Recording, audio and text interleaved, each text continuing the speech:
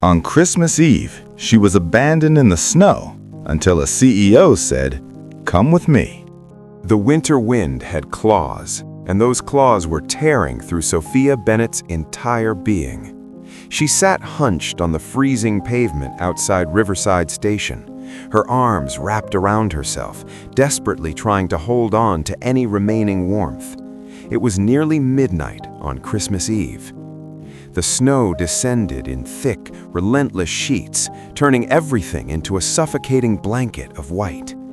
Everyone else had left.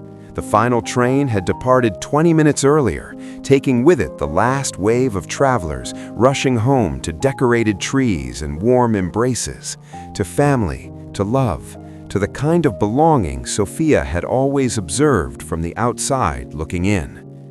Her phone was completely dead, nothing but a useless piece of plastic in her pocket. Her wallet had vanished, stolen 2 hours ago on the subway by hands she never even felt. Just a sudden bump in the crowded train, and then nothing. Her security, her identity, gone in an instant. And Derek, her boyfriend of 2 years, the man who had absolutely promised to pick her up from the station, he never came. 17 calls from the station's payphone, 17 times sent straight to voicemail. His casual recorded voice telling her to leave a message. She'd stopped leaving messages after the 10th attempt. Sophia tightened her grip around her knees, her fingers so completely numb they no longer felt like part of her body. Her breath emerged in short, visible clouds that instantly dissolved into the falling snow. Violent tremors shook her body, tremors she couldn't control no matter how hard she tried. People hurried past, a man in an expensive winter coat, his eyes sliding over her as if she were invisible. A woman in heels, phone pressed to her ear, laughing about something warm and distant. Nobody stopped. Nobody even gave her a second glance. For the first time in years, Sophia allowed herself to cry. The tears felt hot against her frozen cheeks, a bizarre contrast that lasted mere seconds before they too turned icy cold, creating tiny frozen tracks down her face. Just 3 hours before, Sophia had been on the train from Millbrook, returning from visiting her grandmother, her only living family, the woman who'd raised her after Sophia's mother passed away when she was just 7 years old. Nana Rose had looked so fragile in that hospital bed, her hands thin as tissue paper, her breathing shallow and labored. But she'd smiled when Sophia walked through the door, that same radiant smile that had greeted Sophia every single day after school, through every scraped knee, through every heartbreak. "You should head back to the city, sweetheart," Nana Rose had insisted, her voice weak but determined. "Go spend Christmas with Derek. You deserve happiness. You deserve celebration." Sophia hadn't found the courage to tell her the truth, that Derek barely remembered dates that mattered, that he made her feel more alone when they were together than when she was by herself, that she wasn't even sure he truly loved her, or if she was simply convenient, easy, there. But Nana Rose had looked so delicate, so hopeful, that Sophia had simply smiled and promised to be happy. Now, sitting in the snow with her body convulsing from the cold and her teeth chattering uncontrollably, Sophia wondered if anyone would even notice if she simply disappeared. Her coat was soaked completely through, utterly useless. Her fingers had progressed beyond numbness to a strange, distant ache. She knew somewhere in the back of her fading consciousness that this was dangerous, that she needed to move, find shelter, call someone. But who? Derek wasn't coming. Nana Rose was too ill, too far away. And Sophia didn't have real friends, just co-workers who smiled during shifts and forgot her name the moment she clocked out. The emotional exhaustion weighed heavier than the physical cold, pressing down on her chest until each breath became a struggle.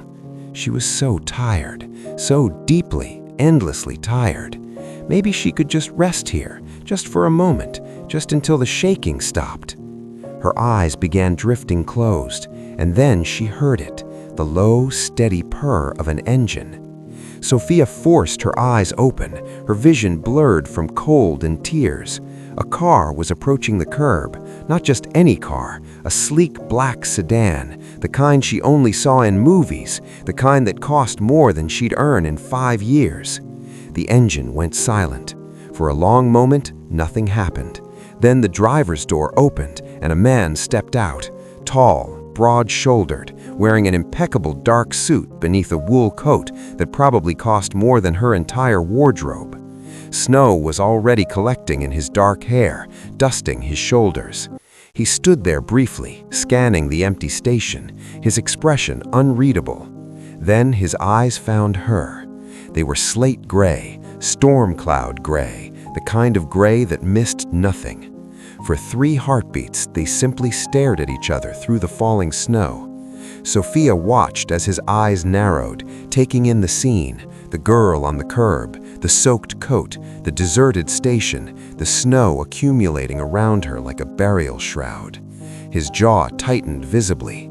He moved towards her, footsteps crunching in the fresh snow, and you could see the exact moment genuine alarm crossed his features. "Are you all right?" His voice was deep, rough with concern that sounded absolutely real. Sophia tried to answer, but her teeth were chattering so violently, the words came out shattered. "I'm waiting for someone." It was a pathetic lie. They both knew it. The man's eyes flicked to the empty parking lot, to the snow that was now several inches deep and still falling relentlessly. "How long have you been out here?" She couldn't answer, couldn't form the words. He stepped closer, and she saw his expression shift from concern to something sharper, fear. "Your hands are blue." It wasn't a question, it was a diagnosis, delivered with the kind of certainty that came from knowledge. "You're going into hypothermia." Before she could protest, he was already removing his coat, that expensive wool coat worth thousands. He draped it over her shoulders, and the residual warmth clinging to the fabric hit her like a physical force. Sophia nearly sobbed with relief. The heat was so intense, so unexpected, it actually hurt, her frozen skin burning as blood rushed back to the surface. "Come with me." It wasn't a request, it was a command wrapped in gentleness, firm but not harsh. "I'll keep you safe." Sophia knew she shouldn't. Every safety rule Nana Rose had ever taught her screamed in her head. Don't get in cars with strangers. Don't trust men you don't know. Don't be foolish. But as she looked up into those gray eyes, eyes that actually saw her, eyes that held genuine concern instead of the empty, sliding past glances everyone else had given her that night, something inside her chest either cracked or healed. She didn't know which. Her voice was barely a whisper, her throat raw from the cold. "I don't know you." The man crouched down so they were at eye level. Up close, she could see the sharp lines of his face, the faint shadow of stubble on his jaw, the snowflakes gathering on his eyelashes. He extended his hand. "Alexander Chase." His voice was steady, calm. "And you're freezing to death on Christmas Eve. We can do formal introductions after I make sure you keep all your fingers." There was the faintest hint of dry humor in his tone, but the worry underneath was absolute and unquestionable. Sophia looked at his outstretched hand, strong, steady, offering salvation. She looked back at the empty station behind her, the place where Derek had never arrived, the place where she'd almost let herself disappear into the cold forever. She thought about dying alone in the snow, and she made the most impulsive decision of her entire life. She took his hand. His grip was warm, solid, real. He helped her to her feet, maintaining a firm hold on her arm when her legs nearly buckled beneath her. The world tilted dangerously, and she felt his other hand steady her back. "Sophia," she managed, her voice barely audible, but he heard it. "All right, Sophia." Alexander guided her toward the car, his movements gentle but purposeful. He opened the passenger door, and warmth rushed out like a wave. The interior of the car felt like paradise, heated leather seats soft beneath her as she half collapsed into them. Alexander leaned across her to secure her seatbelt, his movements efficient and careful. Then he was in the driver's seat, pulling away from the curb, leaving that empty station behind.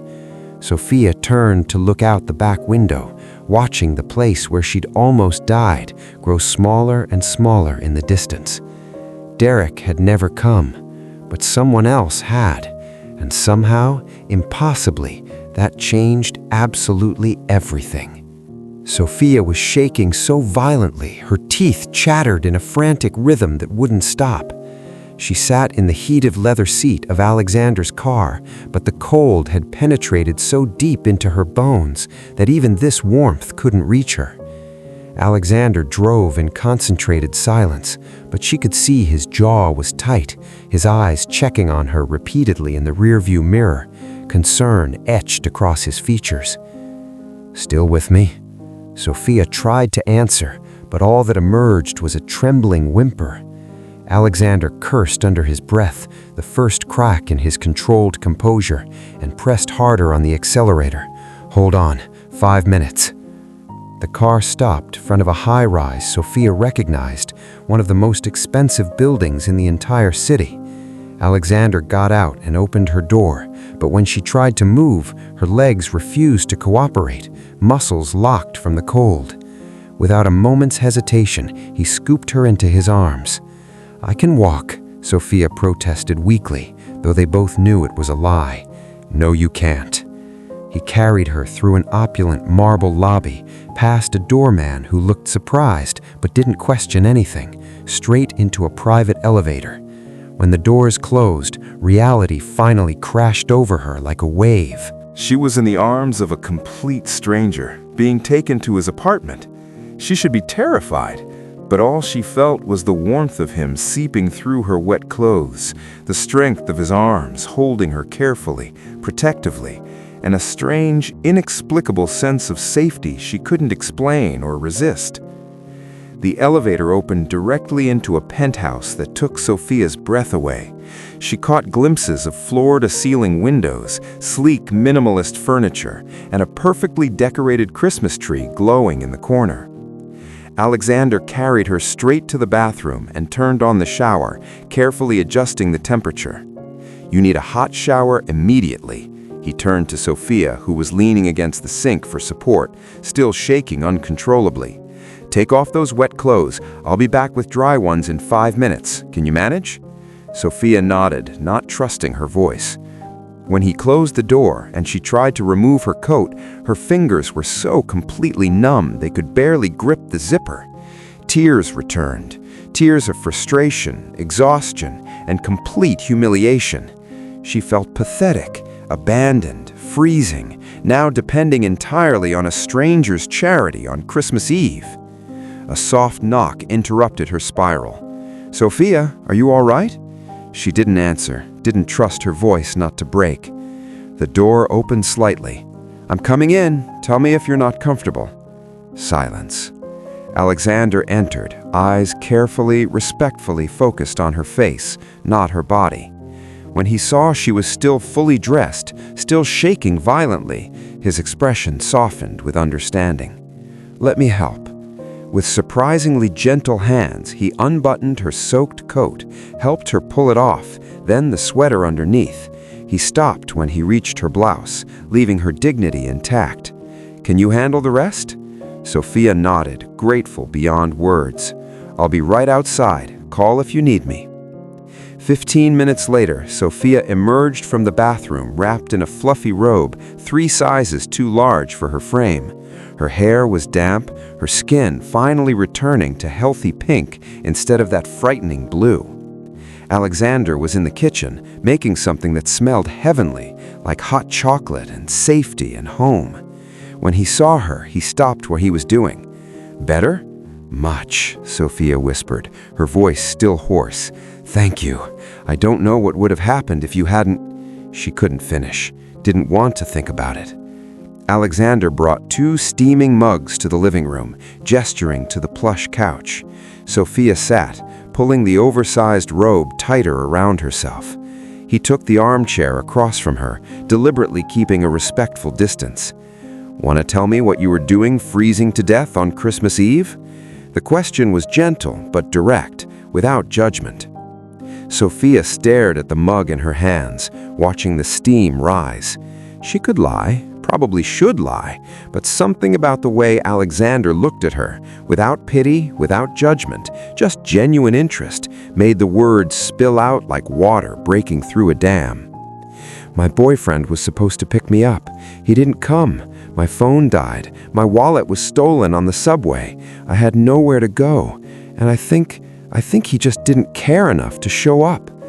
The silence that followed felt heavy, loaded with unspoken understanding.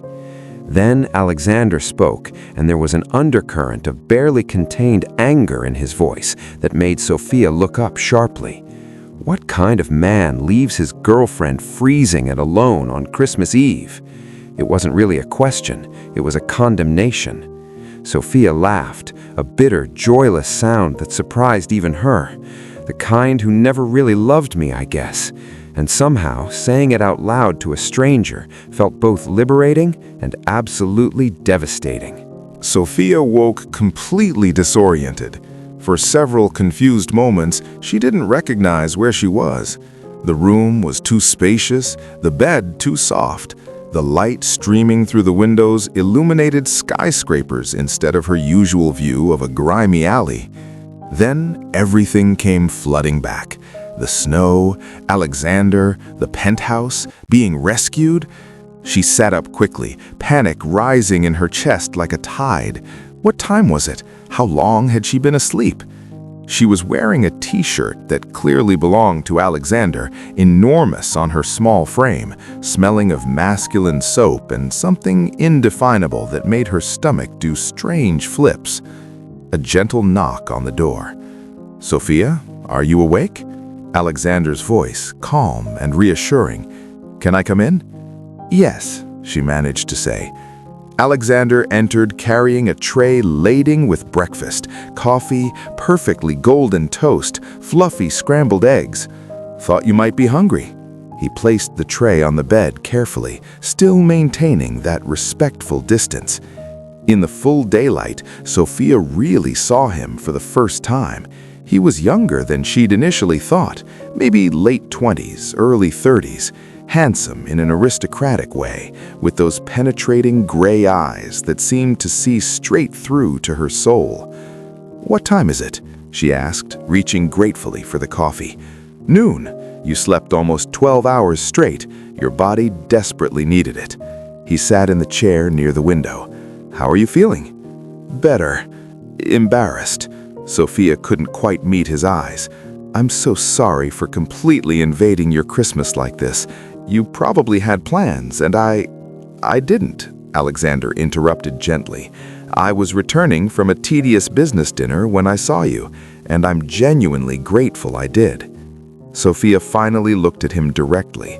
"Why?" "Because no one should be alone and freezing on Christmas Eve." He hesitated, as if carefully weighing his next words. "And because something about you made me stop the car. Normally, I would have simply called emergency services and kept driving, but I couldn't leave you there. I just couldn't." The air between them grew heavy with something Sophia couldn't quite name, but could definitely feel. Her phone, which Alexander had thoughtfully put on charge overnight, suddenly rang on the nightstand. She picked it up and saw the name on the screen, feeling her stomach sink like a stone.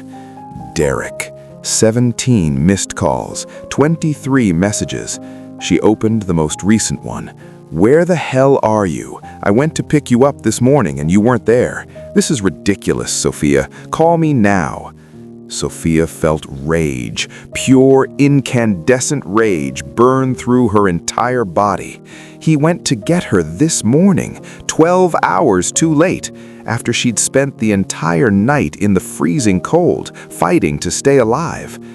"Everything okay?" Alexander's voice brought her to the present moment. Sophia looked at him, this man who was essentially a complete stranger, but who had shown more genuine care in 12 hours than Derek had in 2 entire years. It's him, Derek. He finally showed up this morning, 12 hours too late. Alexander said nothing, just waited with infinite patience. And somehow that silence, that space he was giving her, provided Sophia with the courage she needed. She dialed Derek's number. He answered on the first ring. "Hello, Derek. It's me. It's Sophia." A pause. "Sophia? Whose phone are you using?" "That's what you're asking?" Her voice cracked with disbelief. "You were supposed to pick me up last night, 12 hours ago. I was waiting in the snow, Derek. My phone died. Where were you?" Another pause, longer this time. Then Derek sighed, actually sighed, like she was being unreasonable and inconveniencing him. "Look, babe, something came up. The guys wanted to hit the bar for Christmas Eve drinks. I figured you'd just grab an Uber or something. You're always so independent." The room tilted. He hadn't forgotten. He had chosen a bar with his friends over making sure she was safe, chosen drinks over her. "I didn't have my wallet. It was stolen." Well, how was I supposed to know that? Derek's tone shifted to defensive, almost accusatory. "You're always so independent, I thought you'd figure something out. Are you seriously calling me now to guilt-trip me about this?" Sophia looked at Alexander. His expression was controlled fury, cold and absolute. "We're done, Derek." The words came out steady, final, surprisingly strong. "What? Sophia, come on, don't be dramatic." She ended the call. Her hands were shaking, trembling with the weight of what she'd just done. She had just ended a 2-year relationship in 30 seconds flat. She should feel regret, should feel fear about being alone, but all she felt was light, as if she'd released a crushing weight she'd been carrying for years without even realizing it. "Are you okay?" Alexander asked gently, concern evident in every word. Sophia looked at him, really looked, at the way he watched her with genuine concern, at how he maintained respectful boundaries even in his own apartment, at how he'd stopped the car last night when literally everyone else had simply passed by without a second glance. "I don't know," she admitted with complete honesty, "but I think I will be." The smile Alexander gave her was small, but it completely transformed his entire face, softening those aristocratic features. "Good, because I made way too much Christmas turkey for one person, and it would be a real shame to let it go to waste." There was an implicit invitation there. Spend Christmas Day together, 2 strangers connected by a moment of desperate need and unexpected compassion. Sophia knew she should leave, should return to her small apartment, process everything that had happened in the last 12 hours. But when Alexander stood and extended his hand, that gesture that was rapidly becoming familiar and comforting, she took it without hesitation. Christmas turkey sounds absolutely perfect. And as he led her to the living room, where the tree glowed with warm lights and the city stretched endlessly beyond the windows like a sea of possibility, Sophia thought that maybe, just maybe, being abandoned in the snow was the best thing that had ever happened to her, because it brought her here, to Alexander, and something about that felt terrifyingly, wonderfully right. "You cook?" Sophia couldn't hide her complete surprise as she watched Alexander move through the kitchen with practiced, confident efficiency. He was wearing jeans and a casual sweater, the first time she'd seen him without that impeccable suit. There was something disarmingly normal, almost intimate about the scene. Alexander laughed, a genuine sound that lit up his features. "You thought I ordered everything from restaurants? You live in a penthouse in the most expensive building in the entire city," Sophia pointed out, gesturing at the luxurious space around them. "Usually people like you have personal chefs handling every meal." "Usually I do," he admitted, expertly seasoning something on the stove. "But honestly, I genuinely enjoy cooking. It's calming, meditative." There was clearly a deeper story there, Sophia sensed, but before she could ask, the oven timer went off with a cheerful beep. Dinner was absolutely surreal. They ate at the elegant dining table while snow continued falling softly outside, the entire city wrapped in peaceful, festive silence. Alexander was an excellent cook. The turkey was perfectly moist, the sides delicious and thoughtfully prepared. But what really surprised Sophia, what truly caught her off guard, was the conversation. They talked about everything and nothing.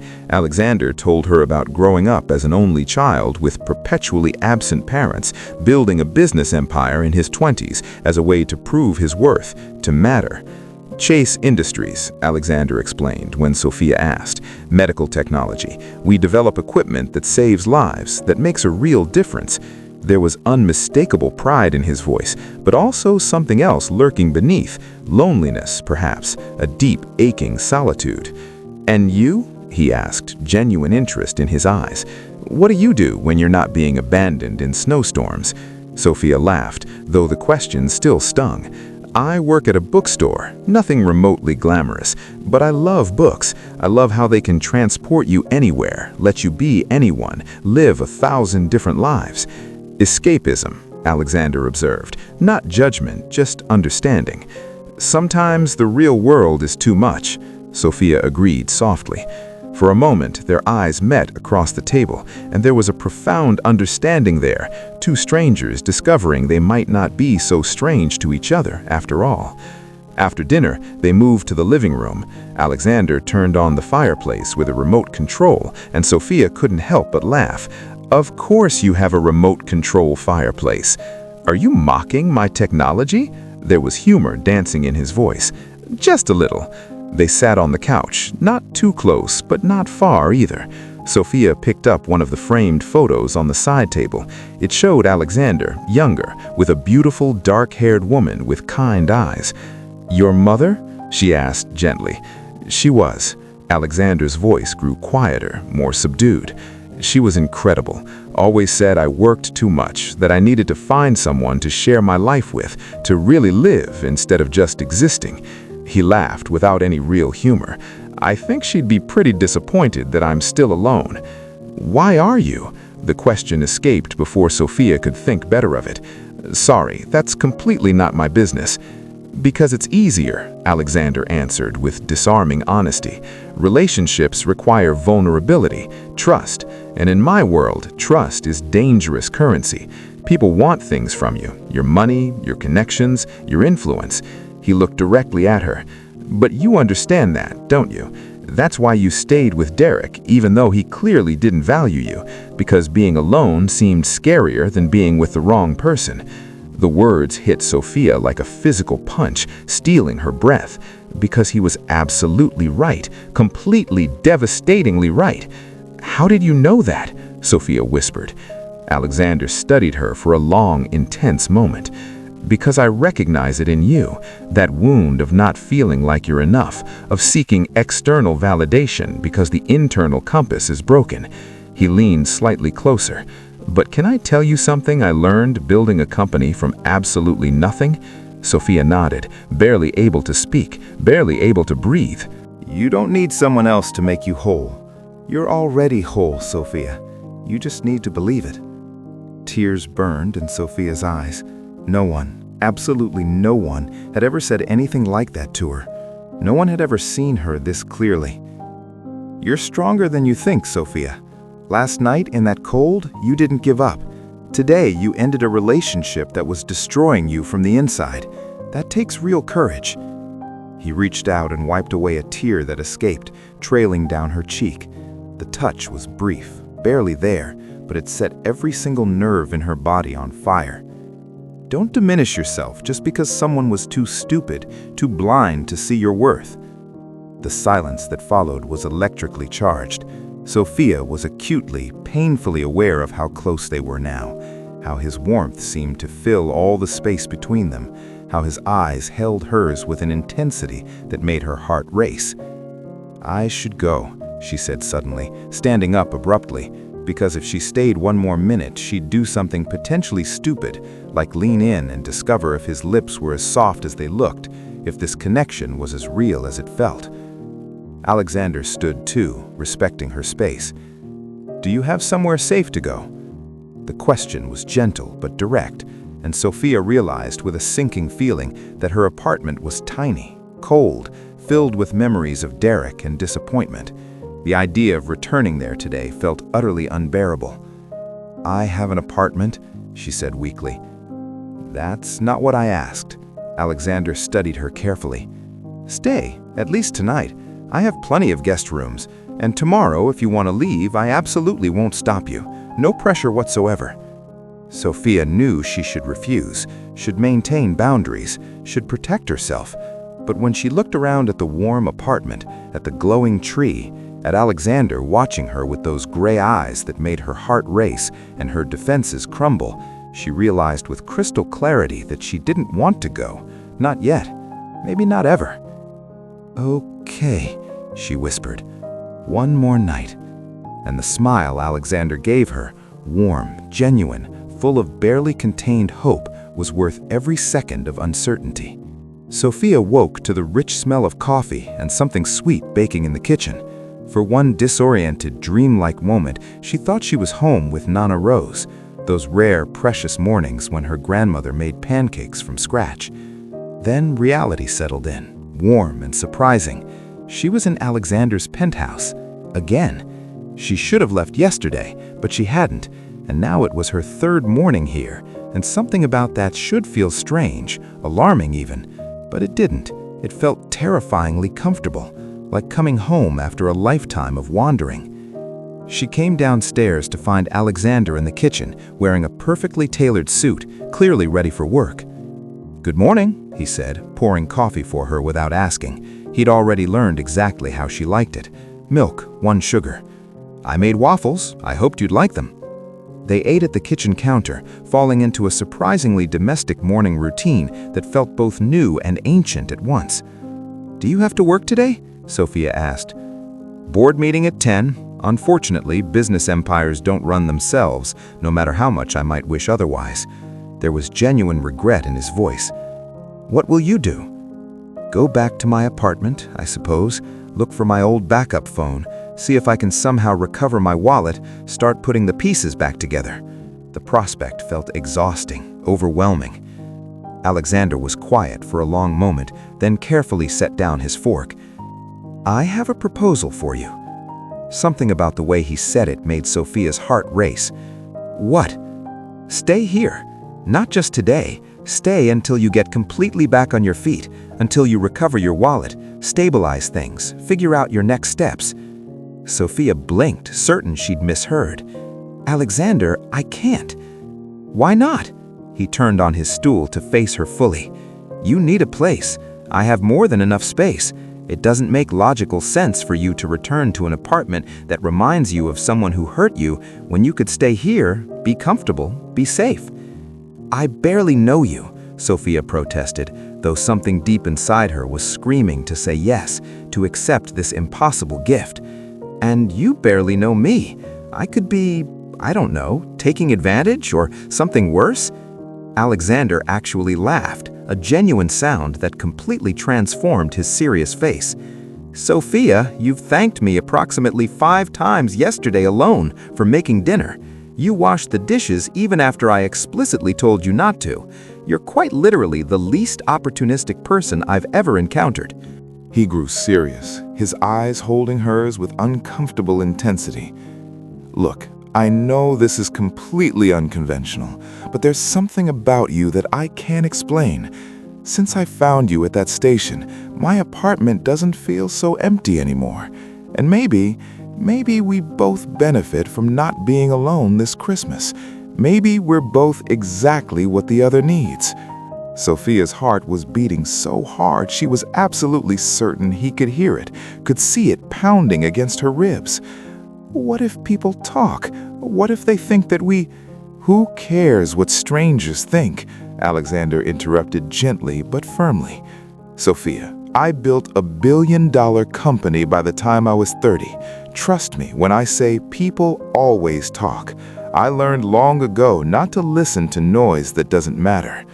He waited, giving her space to process, to decide. No pressure whatsoever. If you want to leave, I'll call a car right now and make sure you get home safely, with no hard feelings whatsoever. But if you want to stay, the offer stands for as long as you need it. Sophia looked around at the apartment that had become an unexpected refuge, at the city sparkling outside like a sea of diamonds, at Alexander watching her with careful, vulnerable hope written across his features. She thought about her cold apartment overflowing with bad memories and broken promises, thought about spending the next few days alone, picking up scattered pieces of her life with numb fingers and an aching heart. And then she thought about staying here, in this warm space, where for the first time in years she felt genuinely seen, valued, safe. "Okay," she said, before she could convince herself otherwise, before logic could override instinct. "I'll stay, but temporarily, and I'll pay rent as soon as I can." Alexander shook his head firmly. "Absolutely no rent. You can keep me company at dinner. That's more than enough payment for me." He extended his hand, that gesture that was becoming their private ritual, their own secret language. "So we have a deal?" Sophia took his hand, feeling electricity shoot up her arm at the contact. "We have a deal." Alexander smiled, and there was something in his eyes, something warm and promising that made Sophia's stomach flip. "Good, because I need to confess something." "What?" Sophia was suddenly nervous, uncertain. "I kind of already put your clothes in the wash yesterday while you were sleeping, and I bought some basics I thought you might need. Toothbrush, shampoo, those essential things." He looked almost embarrassed, boyish. "I hope I don't mind. I hope I wasn't presumptuous." Sophia couldn't help but laugh, the sound surprising even her. "You were that confident I'd stay?" "No," he said with raw honesty that stole her breath. "I was hopeful." Those words hung in the air between them, loaded with meaning. They stood there, hands still clasped, eyes locked, and something fundamental passed between them, a promise, a beginning, a shift in the universe.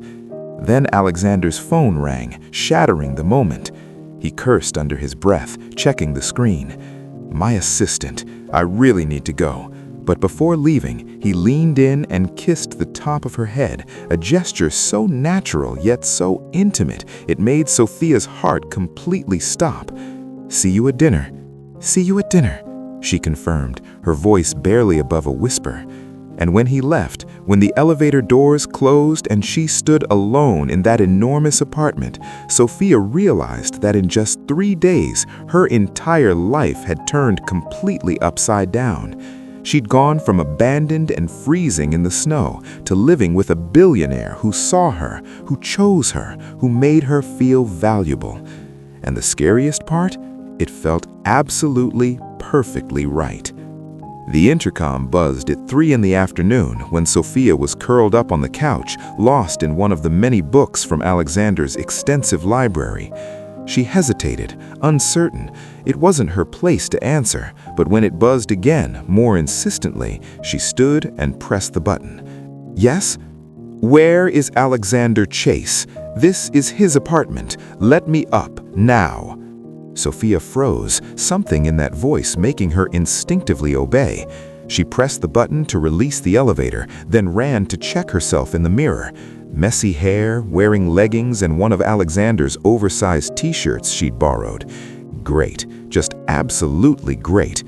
The elevator opened with a soft ding and a woman stepped out. Tall, slim, designer dress that probably cost thousands, impeccable blonde hair, beautiful in a cold, intimidating way that made Sophia feel instantly inadequate. Her eyes swept Sophia from head to toe, and the disapproval was palpable, tangible. "Who are you, and what exactly are you doing in Alexander's apartment wearing his clothes?" Sophia felt heat flood her face. I'm a friend. My name is Sophia." "A friend?" The woman laughed, a humorless, cutting sound. "Alexander doesn't have friends. He has business associates and women who stay one night, maybe 2 if they're lucky." She removed her expensive coat, tossing it carelessly on the couch, as if she owned the place, owned everything. So which are you? I'm sorry, but who are you? Sophia found the courage to ask, her voice stronger than she felt. The woman raised one perfectly sculpted eyebrow. Victoria Ashford, Alexander's ex-fiancée. Sophia's world stopped spinning, tilted dangerously. Excuse me? Well, ex-fiancé, Victoria corrected with a casual wave of her manicured hand, as if it barely mattered. We broke up about 6 months ago, but Alexander and I have history, years of history, and after thinking about it over the holidays, I realized I made a terrible mistake. I came to get him back. She studied Sophia with sharp, calculating eyes. And you, whoever you are standing in my way. Sophia's phone was in her trembling hands before she even realized it, dialing Alexander's number. He answered on the third ring. Sophia, is everything okay? Alexander, there's a woman here, Victoria. She says she's your ex-fiancée. The silence on the line was absolutely deafening. Then quietly, with barely controlled frustration, Damn, I'm coming home right now. Don't let her intimidate you. I'll explain everything when I get there. Victoria had clearly overheard the entire conversation. She smiled, predatory, triumphant. How very interesting. He didn't tell you about me, did he? She began circling Sophia like a predator assessing prey. Let me guess the whole story. He found you in some pathetic, desperate situation, played the white knight, rescued you, and now you actually think there's something special between you, something real. Every word was a precisely aimed knife, cutting deep, because that was exactly what had happened. I've known Alexander for 10 years, Victoria continued, her voice dripping with superiority. We grew up in the same social circles. I understand his world, his ambitions, his deepest needs. I know what he requires in a partner. She stopped directly in front of Sophia, looking down at her. You're a Christmas charity project, darling, a temporary distraction. Once the novelty wears off, once he gets bored playing savior, he'll realize we are meant for each other. We always have been. Sophia felt nausea rising, threatening to overwhelm her, because Victoria was articulating her own deepest fears, that this was too good to be true, that Alexander would eventually realize she didn't belong in his world, that she was ordinary and he deserved extraordinary. Leave. Sophia's voice was firmer than she felt, stronger than she knew she could be. Alexander told you to go. Did he actually say that? Victoria challenged, taking a step closer. Or are you just assuming, making wishes into reality? Before Sophia could answer, the elevator opened with a sudden rush. Alexander practically ran out, tie loose, face flushed as if he'd been sprinting. His eyes went immediately to Sophia, checking if she was okay, if she was hurt, before turning to Victoria with an expression of ice-cold fury. What are you doing here? I came to see you, obviously, Victoria said, her voice softening to something almost seductive, practiced. Alexander, darling, we need to talk about us, about the mistakes I made, about our future. There is no us, Alexander said with absolute finality.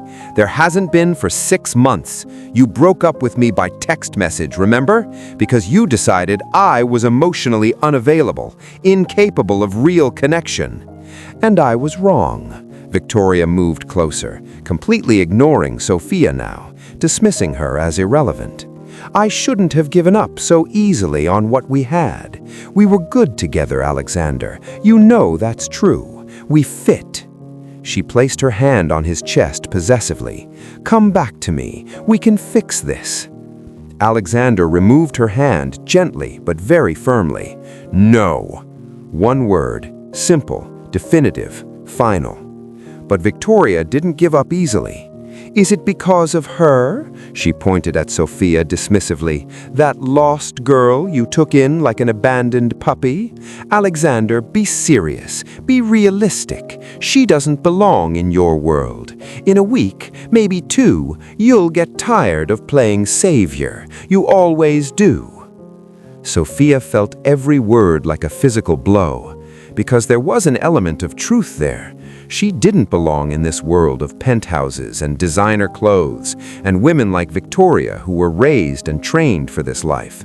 Leave. Alexander's voice was low, dangerous, vibrating with barely controlled rage. Now, before I call security and have you physically removed.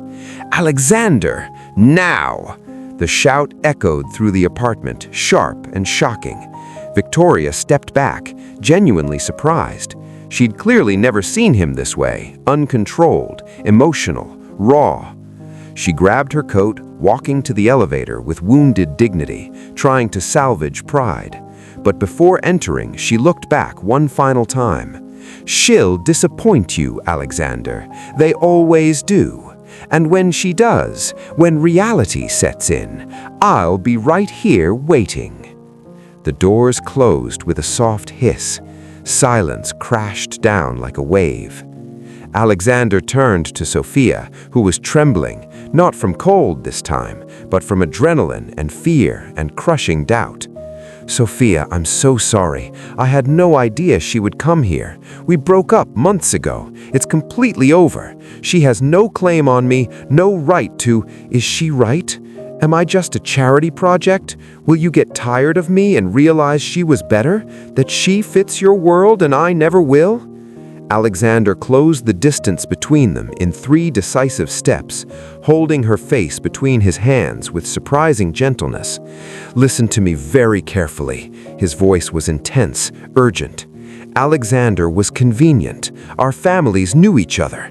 She understood the business world, the social obligations, but it was never real. It never felt like you feel, like this feels. And then he kissed her.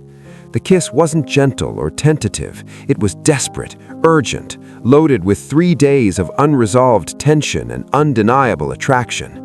Alexander's lips moved against hers hungrily, like he was dying of thirst and she was water, like she was oxygen and he'd been suffocating without knowing it. Sophia gasped in surprise, and he took advantage, deepening the kiss with an intensity that stole every coherent thought from her mind. One hand tangled in her hair, the other firm on her back, pulling her impossibly closer.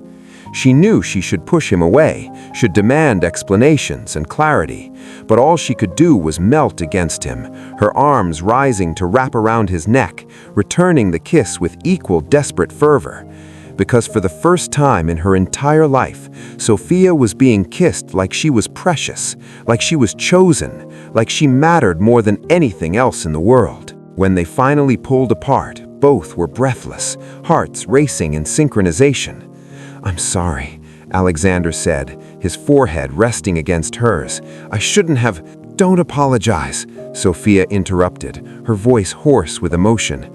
Please don't apologize for that. They stayed like that for a long, suspended moment, breaths mixing, hearts beating against each other, the world reduced to just this connection. Then Alexander pulled back slightly, just enough to look into her eyes with complete seriousness. I need to tell you about Victoria. He guided her to the couch, but kept her hand firmly in his, as if afraid she might disappear if he let go. He told her everything, about knowing Victoria for years, about their family's expectations, about a relationship that was more partnership than passion, about working too much, about coming home one night to find her bags packed and feeling relief instead of heartbreak when she left. And now she's back, Sophia said quietly. And now she's back, Alexander confirmed. But Sophia, you need to understand something crucial. I don't want Victoria. I didn't want her even before I met you. And then I saw you at that station, freezing and alone, but there was still something unbroken in you, something beautiful and resilient, and I knew immediately. Knew what? Sophia whispered. That I was in serious trouble. Alexander laughed, half nervous, half amazed. Because in 3 days, you did what Victoria couldn't accomplish in 2 years. You made this apartment feel like an actual home. You made me want to leave the office early just to have dinner with you. You reminded me there's so much more to life than business deals and board meetings and building empires. Sophia felt tears burning behind her eyes, overwhelming her.